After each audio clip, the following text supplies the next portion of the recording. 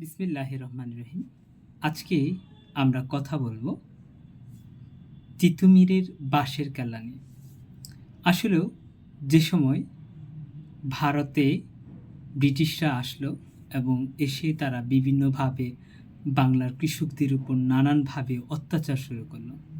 আসলে শুধু এইখানে অত্যাচার একটা ছিল না, অত্যাচার ছিল ত্রিমুখী অত্যাচার।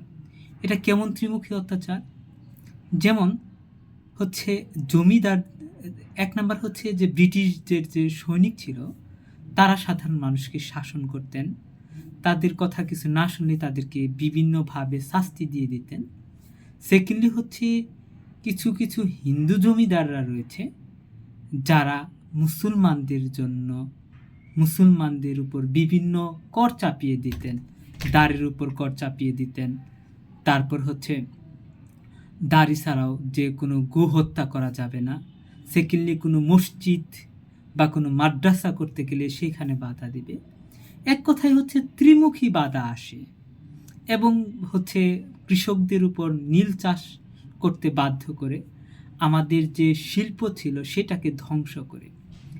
এই সবগুলা ধ্বংস করার পরে আমাদের কৃষকদেরকে বিভিন্নভাবে নির্যাতন চালায়।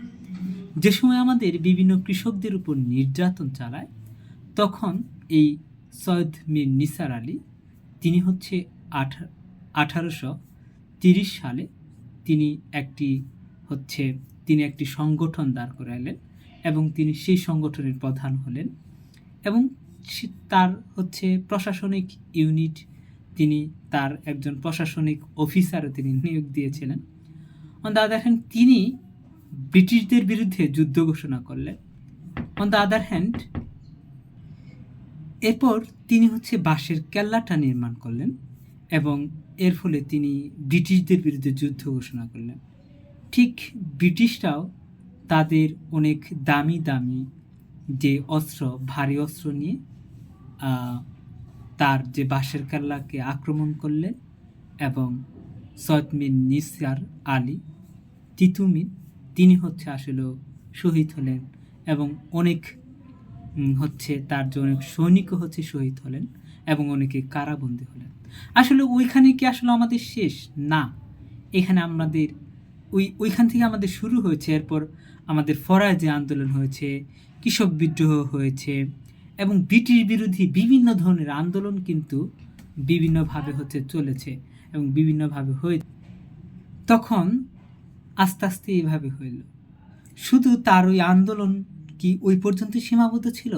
না, তার আন্দোলন বাংলার মানুষকে, ভারতবর্ষের মানুষকে একটা সাহস জুগিয়েছিল, যে সাহসে বিভিন্ন বিদ্রোহ গড়ে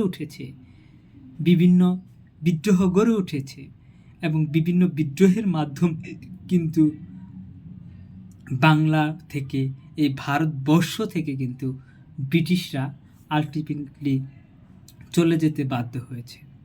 ঠিক আছে, ধন্যবাদ সকলকে। আসসালামু আলাইকুম।